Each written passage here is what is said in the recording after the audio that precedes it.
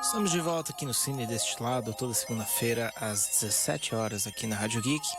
Eu vou falar um pouco agora de um filme de 1968 dirigido pelo Rogério Sganzerla. Esse filme está na lista dos 100 melhores filmes da Abracine, Associação Brasileira de Críticos de Cinema, que estamos assistindo todos e fazendo os nossos comentários, descobrindo as coisinhas estranhas e as coisinhas deliciosas que a gente conhecia ou não conhecia. Esse filme é um filme do Boca do Lixo, né? Que é aquela região da Santa Efigênia, onde tinha várias produtoras de cinema independente, principalmente entre a década de 60 e 80. E tem até uma série na HBO chamada Magnífica 70, que é um pouco sobre a produção de filmes nessa região, nessa época. São filmes que tem, pelo menos esses dois do Sganzerla, né, que eu vou falar agora, do Bandido Luz Vermelha, são filmes com muita experimentação. Não é um filme fácil de assistir. Ele não tem uma narrativa linear, ele não tem nenhuma linguagem padrão de cinema, né? Ele vai explorando sempre os limites de uma linguagem cinematográfica até quase não ser mais cinema em alguns momentos. Vários momentos, na verdade. Mas o Bandido da Luz Vermelha foi o primeiro filme que ele fez. O Rogério, ele escrevia sobre cinema. E ele fez um curta-metragem chamado Documentário. E depois escreveu e dirigiu esse filme. Foi um filme de baixo orçamento. Foi um filme que fez muito sucesso de bilheteria. E foi bem de crítica, que não é comum pros filmes da Boca do Lixo irem bem de crítica. Eles geralmente iam bem na bilheteria. Mas é um filme que eu acho que se lançasse hoje no cinema, eu não sei se faria sucesso. Eu acho que ele retrata bem uma época e chamou a atenção, talvez, até pelo tema do Bandido da Luz Vermelha, né? Que hoje eu acho que tá um pouco perdido aí na história nossa, mas ele quebra a quarta parede, tem muitas metáforas no filme misturadas com referências de época. E é um filme. Eu tava assistindo, fiquei pensando, isso é um filme autoral da porra, né? É o auge do autoral, cinema de autor, cinema que não se preocupa em seguir um padrão, em responder a algum tipo de regra. E por conta disso acaba entrando em um patamar que para muitas pessoas é difícil de assistir, né? Mas é um filme importante, até por ser eu acho até um pouco. Nos Estados Unidos tem um movimento de cinema chamado exploitation, né? Que significa que você usa um assunto para você poder explorar aquele assunto e colocar coisas que você geralmente não conseguiria colocar num filme.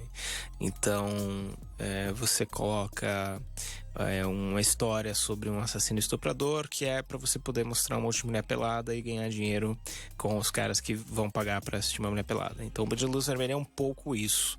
Ele pega o assunto, né, desse bandido da nossa história, que invadiu muitas casas, matou algumas pessoas, estuprou muitas mulheres, e ele tenta criar um elo do por que esse cara existe dentro do contexto do Brasil, né? Então esse é um diretor que sempre tentou usar o tema de subdesenvolvimento como uma espécie de norte da trajetória visual dele. E tem até tinha até notado aqui uma frase dele: estou buscando aquilo que o povo brasileiro espera de nós desde a chanchada, fazer do cinema brasileiro o pior do mundo. Esse é uma frase do Sganzerla falando sobre o próprio trabalho dele. Então, esse é um cara que não estava muito aí para tentar agradar, né? Ele estava tentando fazer quase uma verborragia intelectual nos filmes. São muitos assuntos, muitos tópicos de cena em cena. Às vezes tem uns elementos que parecem quase uma arte performática.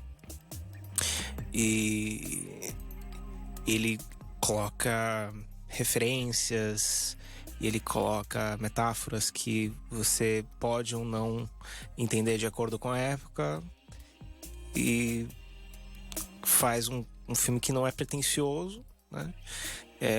Mas mesmo assim consegue inovar, tanto tecnicamente quanto com uma narrativa desestruturada. Ele tem narradores nesse filme, é um homem e uma mulher que ficam se interrompendo, que até é engraçado em muitos momentos, porque você começa com o homem fazendo, aí ela entra e fala, sim!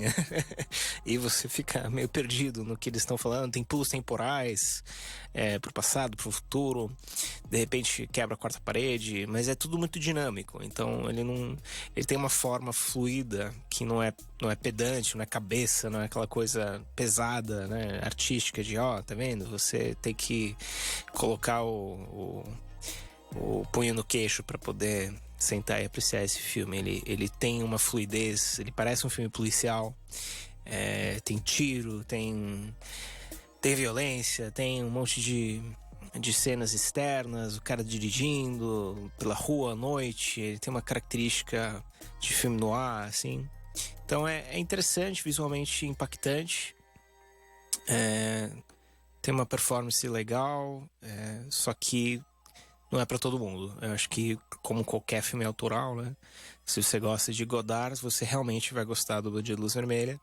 Se você já gosta de uma narrativa um pouco mais estruturada, com começo, meio e fim, aí talvez pule esse aqui e assista o São Bernardo, por exemplo, que nós já conversamos sobre ele aqui no programa, e que tem uma história, e você sai com um conto na cabeça.